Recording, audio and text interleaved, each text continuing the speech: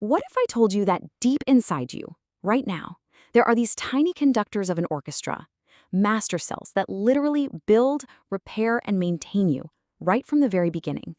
Well, it's true. We're talking about stem cells. So, what exactly are these ultimate multitaskers? You can think of them as the body's raw material, holding this incredible, untapped potential to become any other type of cell you can imagine, from a beating heart cell to a thinking neuron. So let's get into it. What makes these cells so special? Well, they are quite literally the foundational building blocks that construct every single part of us.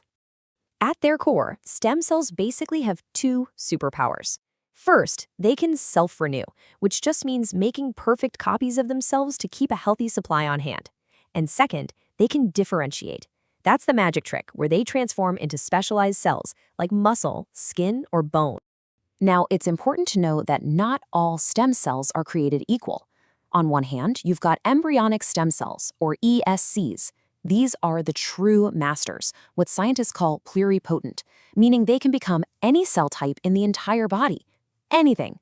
But on the other hand, we have somatic or adult stem cells. Now, these are a bit more specialized. Multipotent is the term, and they can only develop into cell types from the tissue where they live. You can think of them as our body's lifelong, dedicated repair crew. But how do stem cells know when to divide and when it's time to specialize? The answer, it turns out, is in their internal clock, a super tightly controlled schedule that dictates their every single move.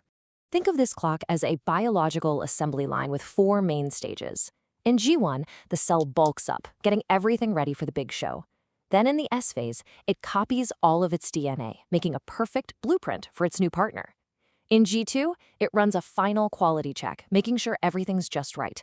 And then finally, in the M phase, also known as mitosis, it splits into two, ready to start the whole cycle over again. And this is where it gets really, really interesting. The speed of this clock, it varies a lot. For an embryonic stem cell, the entire cycle can just blaze by in as little as 8 to 10 hours. That incredible speed is literally the engine of development. It's like a biological big bang happening at the cellular level. Before a typical somatic cell, one of the ones in your body right now, whoa, it's a much slower, more controlled dance. It takes over 16 hours. And this deliberate pace is absolutely essential for maintaining our tissues and preventing the chaos of uncontrolled growth. This huge difference in speed just begs the question, right? Who's in charge here? What's controlling this internal clock? What tells an embryonic stem cell to floor it, while a somatic cell takes its sweet time? Well, the answer lies with a set of tiny, tiny molecules that act like microscopic dimmer switches for our genes, fine-tuning pretty much everything our cells do. And I say dimmer switches for a reason. These molecules don't just turn genes on or off, they precisely control how much of a gene's product, a protein, gets made. It's all about fine-tuning the cellular orchestra.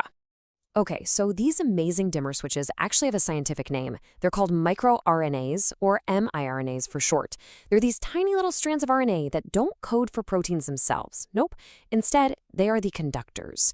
They find and bind to messenger RNA, which is the blueprint for a protein, and they either silence it or they mark it for destruction. So here's how it works. A microRNA gets made, and then it's loaded into this special protein machine. This machine then uses the microRNA as a guide to hunt down a specific target message. And when it finds a match, bam, it clamps on, and that effectively silences that gene. It's this beautifully precise system, a little molecular dance of control. So now we have the missing piece of the puzzle. These tiny microRNA regulators are the conductors of the cell cycle. They're the ones telling stem cells when to speed up and when to slow down. It's this beautiful symphony of control happening at the molecular level. In embryonic stem cells, for example, you get these specific clusters of microRNAs that all work together to accelerate the cell cycle. You can think of them like a team of tiny mechanics who are specifically targeting and removing the brakes that would normally slow the cell down. For instance, there's this really powerful cluster called MIR290-395, and it acts as a potent accelerator. It actively seeks out and silences the genes for brake proteins, which essentially takes the foot right off the brake pedal. This lets the cell just race into the DNA synthesis phase, which is what enables that incredibly rapid proliferation we see in embryos. Now, this level of control is incredible, but it's also incredibly delicate. So, what happens when these tiny dimmer switches break? Or what if their levels are just wrong? Well, the consequences can be absolutely devastating. And this is the dark side of that misregulation. In many cancers, these systems go completely haywire. Some microRNAs that are supposed to act as tumor suppressors, like LET7 and miR34, get turned way, way down. This allows cancer-promoting genes to just run wild. And then others, like miR21, get cranked way up and they end up silencing the very genes that are meant to keep cell growth in check. It's basically a cellular civil war.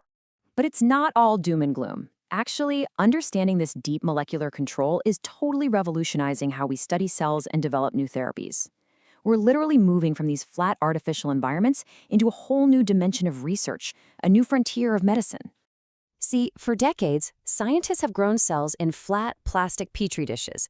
But here's the thing, our bodies aren't flat plastic. This environment is completely unnatural for a cell. It's like trying to raise a delicate flower in a concrete jungle. Traditional 2D culture, it's like trying to grow a forest on a parking lot. It's artificial, and it can cause cells to behave strangely, even lose their unique properties. But modern 3D culture is completely different. It's like building a greenhouse, growing cells within a scaffold that actually mimics their natural home, or niche. And this allows for the complex, realistic cell-to-cell communication that happens inside our bodies, a true cellular conversation. And the results are absolutely stunning. Using 3D culture, scientists are now building incredible things in the lab. Miniature beating heart tissues to model disease, tiny neurospheres to test drug safety, and even organoids, which are basically mini organs that can model our intestines and our kidneys. We're not just studying life anymore, we are building it. This really is the frontier of regenerative medicine. When you think about it, from understanding the tiniest molecular switches to building functional tissues in a lab, this research is moving at an incredible pace, and it forces us to ask a really profound question.